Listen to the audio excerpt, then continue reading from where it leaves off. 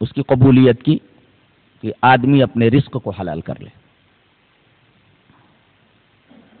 دوسرے، دعا کے اندر اخلاص ہونا چاہیے۔ جیسے ایک حدیث پاک ہے، وعن انس رضی اللہ تعالی عنہ قال قال رسول اللہ صلی اللہ علیہ وسلم اذا دعا احدکم فلیعزم المسألہ ولا يقولن اللهم ان شئت فآتنی فإنه لا مستکرہ له، رواہ البخاری فی کتاب الدعوات۔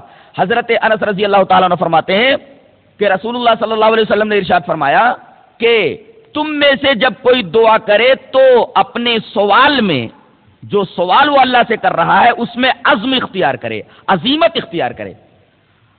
عزیمت کا مطلب کیا ہے؟ ایک تو دعا پوری دل جمعی کے ساتھ کرے، پوری توجہ کے ساتھ کرے،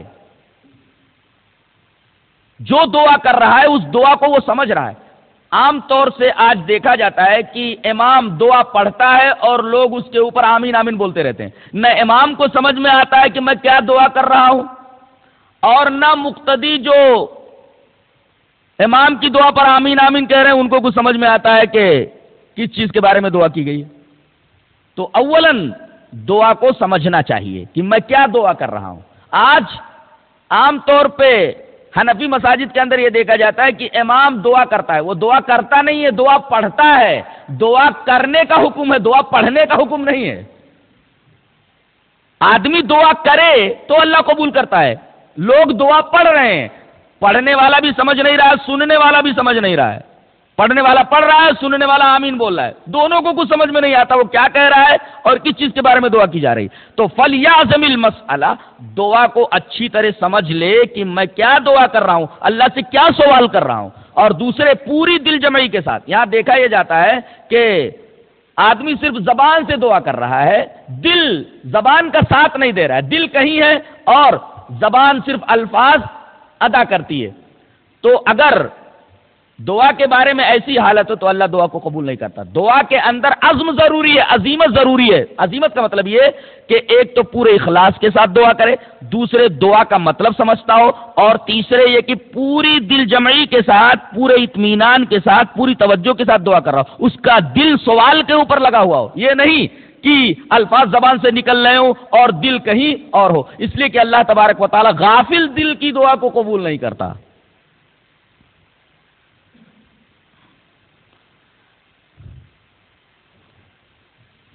تو دوسری شرط اخلاص اور عزیمت ہے، اور در حقیقت جیسے عبادت کی روح دعا ہے تو دعا کی روح عزیمت ہے۔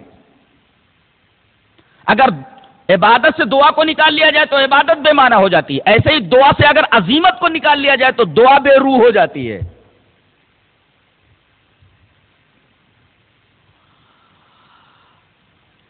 اور تیسری شرط یہ ہے کہ دعا میں جلدی نہ کرے، اور اللہ تبارک و تعالیٰ سے دعا کے تعلق سے بدگمان نہ ہو۔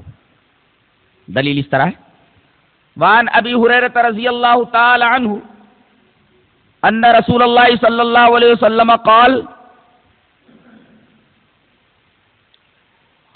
یستجاب لأحدکم ما لم یعجل یقول دعوت فلم یستجب لی، رواہ البخاری فی کتاب الدعوات۔ حضرت امام بخاری اس حدیث پاک کو کتاب الدعوات میں لائے۔ حضرت ابو ہریرہ فرماتے ہیں کہ رسول اللہ صلی اللہ علیہ وسلم نے ارشاد فرمایا کہ آدمی کی دعا قبول ہوتی ہے جب تک وہ دعا میں جلدی نہ کرے، اور یہ نہ بولے ارے میں نے دعا کی اور دعا قبول نہیں ہوئی، دعوت فلم یستجب لی، میں نے دعا کی اور دعا قبول نہیں ہوئی۔ اس لیے کہ دعا کی قبولیت کا ایک وقت ہوتا ہے۔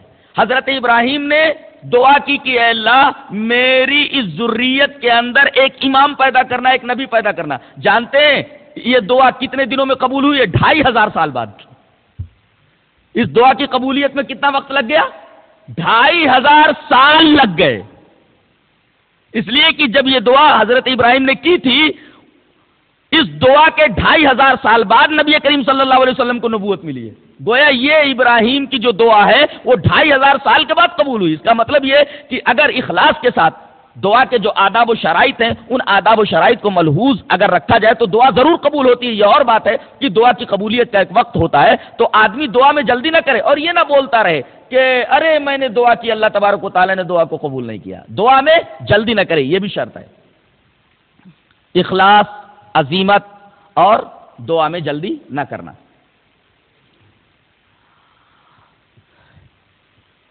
ایک شرط اور ہے کہ زیادہ تر وہ اللہ تبارک و تعالیٰ کی ربوبیت کا حوالہ دے کر دعا کرے.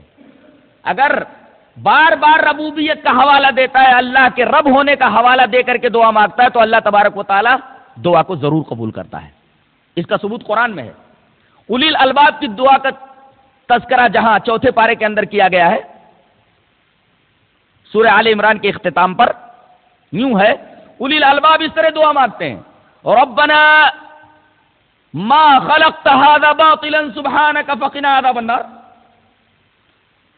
ربنا انك من تدخل النار فقد اخزيته وما للظالمين من انصار، ربنا اننا سمعنا مناديا ينادي للايمان ان امنوا بربكم فآمنا، ربنا فاغفر لنا ذنوبنا وكفر عنا سيئاتنا وتوفنا مع الابرار، ربنا وآتنا ما وعدتنا على رسلك ولا تخزنا يوم القيامة انك لا تخلف الميعاد، فاستجاب لهم ربهم انی لا اضيع عمل عامل. دیکھیے اولی الالباب کی دعاؤں کو نقل کیا گیا ہے اور 5 مرتبہ ربوبیت کا حوالہ دیا گیا، 5 مرتبہ ربنا ہے. حضرت حسن نے فرمایا کہ یہ لوگ اولی الالباب ربنا ربنا بولتے رہتے ہیں یہاں تک کہ اللہ تبارک و تعالیٰ ان کی دعا کو قبول کر لیتا ہے. ما زالوا یقولون ربنا ربنا حتی استجاب له، لوگ ربنا ربنا کہہ کر کے ربوبیت کا حوالہ دے کر کے دعا کرتے رہتے ہیں یہاں تک کہ اللہ تبارک و تعالیٰ دعا کو قبول کر لیتا ہے. تو دعا کے وقت اللہ کی ربوبیت کا حوالہ دیا جائے، اللہ اس دعا کو ضرور قبول کرتا ہے.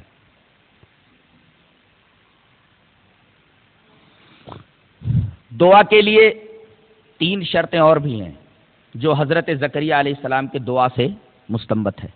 حضرت زکریا علیہ السلام اولاد چاہتے تھے، وہ بھی زندگی کے ایسے موسم میں جہاں عام طور پر بچوں کی پیدائش محال ہوتی ہے. اللہ سے اس وقت بچے کی پیدائش کے لیے، نیک اولاد کے لیے دعا مانگ رہے ہیں. اللہ نے اس کا تذکرہ اس طرح فرمایا ہے، کاف ہا یا عین صاد ذکر رحمت ربک عبدہ زکریا اذ نادى ربه نداء خفيا قال رب انی وهن العظم مني واشتعل الراس شيبا ولم أكن بدعائك رب شقيا. حضرت زکریا دعا کر رہے ہیں، دھیرے دھیرے دعا کر رہے ہیں. انہوں نے اپنے رب کو دھیرے دھیرے پکارا.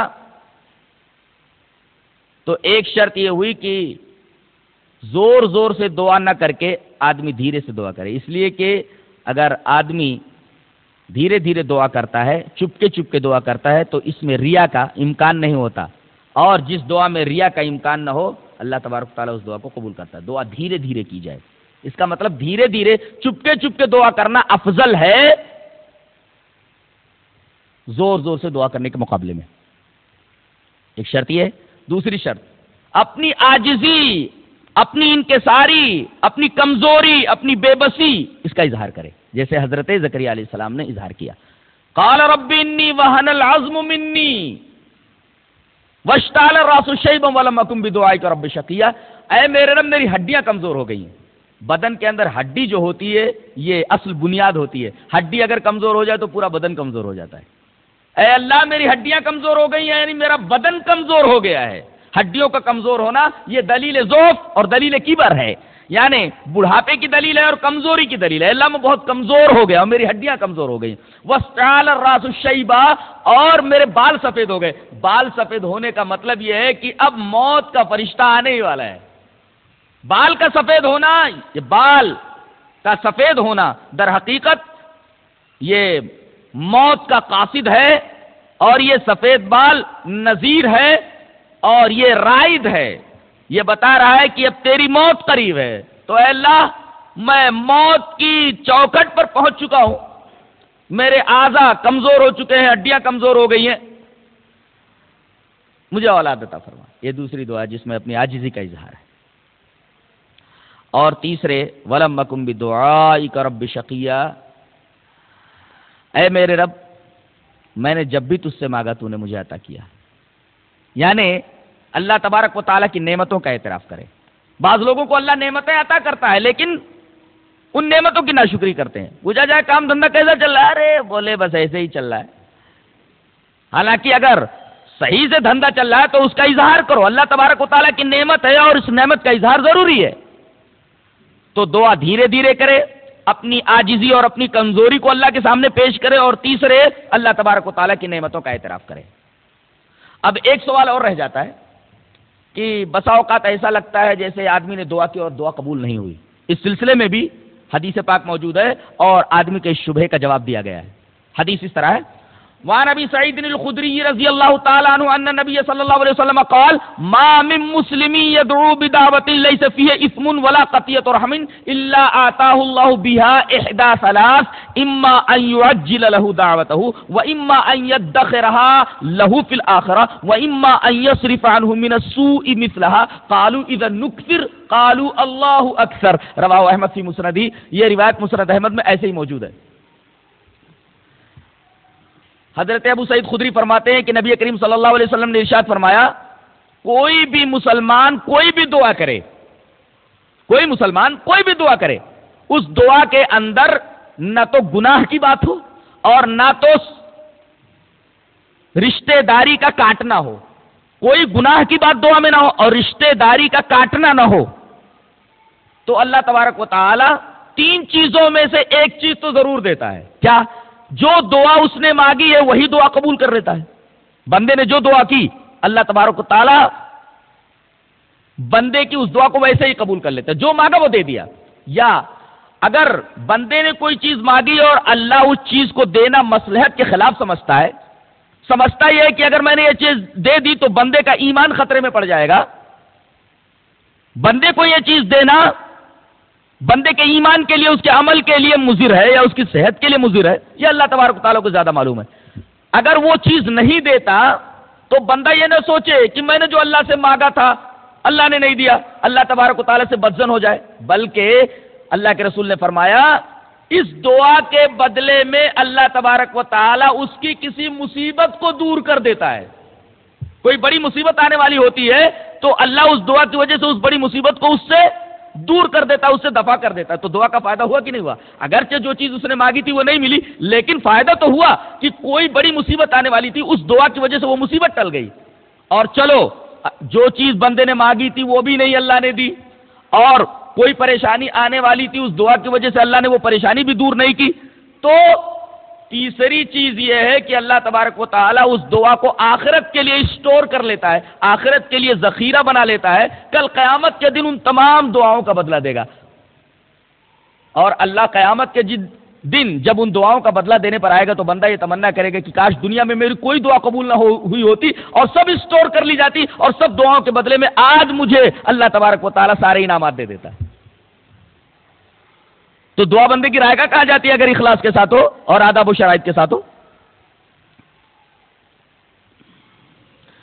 آخر میں ایک شبہے کا جواب دینا ضروری سمجھتا ہوں. بعض لوگ یہ کہتے ہیں کہ اللہ سے نہ مانگ کر کے ہم کسی قبر کے اوپر جاتے ہیں اور وہاں مانگتے ہیں تو بیٹا بیٹی مل جاتے ہیں. بیٹے کی درخواست کرتے ہیں تو وہاں بیٹا مل جاتا ہے، بیٹی کی درخواست کرتے ہیں تو وہاں بیٹی مل جاتی ہے. جواب اس کا یہ ہے کہ قبر کے اوپر جا کر کے بیٹا بیٹی مانگنا یہ شرک ہے. اور اگر وہاں بیٹا بیٹی مل جائے قبر پر مانگنے کی وجہ سے تو یہ نہ سمجھا جائے کہ یہ بیٹا بیٹی بابا نے دیا ہے، بلکہ قبر کے اوپر بندے نے اگر بیٹا بیٹی مانگا ہے تو بیٹا بیٹی اللہ تبارک و تعالی ہی دیتا ہے، اس لیے کہ صاحب قبر تو اس کی آواز کو سن ہی نہیں رہا ہے. اس لیے کہ اللہ نے فرمایا وَمَنْ أَضَلُّ مِمَّنْ يَدْعُو مِن دُونِ اللَّهِ مَن لَّا يَسْتَجِيبُ لَهُ إِلَىٰ يَوْمِ الْقِيَامَةِ وَهُمْ عَن دُعَائِهِمْ غَافِلُونَ. اس آدمی سے زیادہ گمراہ کون ہو سکتا ہے جو ایسے لوگوں کو پکارے جو قیامت تک اس کی پکار کا جواب نہ دے سکیں اور وہ قیامت تک اس کی پکار سے غافل ہیں. تو اللہ نے فرما دیا کہ مرنے کے بعد آدمی کا تعلق عالم دنیا اس عالم سے اس دنیا سے کٹ جاتا ہے، اس کا تعلق دوسرے عالم سے ہو جاتا ہے جس کو عالم برزخ کہتے ہیں، اور یہاں کی آواز وہاں تک نہیں پہنچائی جا سکتی. اگر کسی نبی کی آواز کو اللہ تعالیٰ نے مردوں تک پہنچا دیا، جیسے بدر میں جتنے کافر مارے گئے تھے ان کو کنویں میں ڈال دیا گیا اور نبی کریم صلی اللہ علیہ وسلم کنویں کے کنارے آئے اور آپ نے ہر ایک کا نام لے لے کر کے انہیں مخاطب کیا، تو صحابہ کرام نے کہا کہ اللہ کے رسول آپ مردوں کو خطاب کر رہے ہیں. کہا کہ اس وقت وہ تم سے زیادہ سن رہے ہیں، تو یہ نبی کریم صلی اللہ علیہ وسلم کا معجزہ ہے. عام طور پر مردوں تک اپنی بات کوئی نہیں پہنچا سکتا، یہ آیت کریمہ بتا رہی ہے. اور ایک جگہ اور فرمایا گیا انما یستجیب الذین یسمعون، سننے والے ہی جواب دیتے ہیں. قرآن کا یہ کہنا ہے والموتى یبعثھم اللہ، اور مردوں کو تو قیامت میں اٹھایا جائے گا. یہ آیت کریمہ بھی بتا رہی ہے کہ مردوں تک آواز نہیں جا رہی ہے ہماری. مردے جب ہماری آواز کو سنی نہیں رہے تو ہماری درخواست کیا قبول کر سکیں گے؟ قبر کے اوپر بیٹا بیٹی اگر مل جائے تو وہاں بھی اللہ ہی دیتا ہے، قبر والا بیٹا بیٹی دینے پر قادر نہیں ہے. سوال یہ ہے کہ وہاں اللہ کیوں دے دیتا ہے؟ جواب اس کا یہ ہے کہ دیتا تو اللہ ہی ہے، لیکن غیر اللہ سے مانگنے کی وجہ سے اللہ تبارک و تعالیٰ اس کو یہ سزا دیتا ہے کہ اس کا ایمان سلب کر لیتا ہے. وہ آدمی کافر ہو جاتا ہے یا منافق ہو جاتا ہے اور ایمان جیسی قیمتی چیز سے محروم ہو جاتا ہے. بیٹا بیٹی تو مل گیا، وہ خوش ہو گیا، لیکن اس بدبخت کو یہ معلوم نہیں کہ غیر اللہ سے مانگنے پر یہ چیز اللہ ہی نے دی، لیکن اس کی سزا مجھے یہ ملی کہ سب سے قیمتی چیز ایمان میرے ہاتھ سے نکل گئی، میں ایمان سے محروم ہو گیا. یہ کچھ خاص باتیں دعا کے تعلق سے تھیں. اللہ تبارک و تعالی ہمیں اچھی سمجھ اور اچھے عمل کی توفیق عطا فرمائے. وآخر دعوانا الحمدللہ رب العالمین.